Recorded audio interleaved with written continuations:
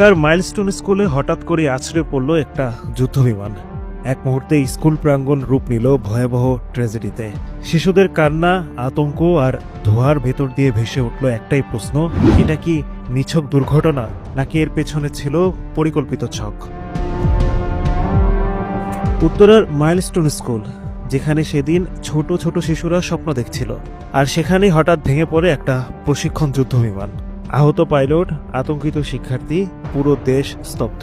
কিন্তু তখনই ফেসবুক আর টেলিগ্রামে ছড়িয়ে পড়ল একটা ভয়ঙ্কর দাবি। একটা অ্যানোনিমাস গ্রুপ বলছে তারা নাকি আগেই জানতো এই হামলা হবে। তাদের ভাষায় এটা ছিল বাংলাদেশের স্কুল সিস্টেমের বিরুদ্ধে একটা প্রতিশোধ। শুধু তাই না, তারা আরো ভয়ঙ্কর হুমকি ছড়াচ্ছে। আসছে হাসপাতালে, হোটেলে বোম্বিং, ধ্বংসের সূচনা হবে এখান থেকেই। বান্ডেল থাকলে প্রতি সেনমানিতে টাকা বাঁচবে। বিকাশ সেনমানি বান্ডেল কিনে জিতুন প্রতি লেনদেনে।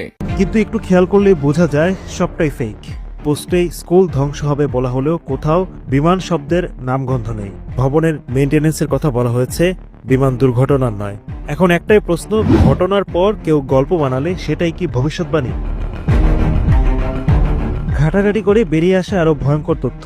এই অ্যানোনিমাস পেজ চালাচ্ছে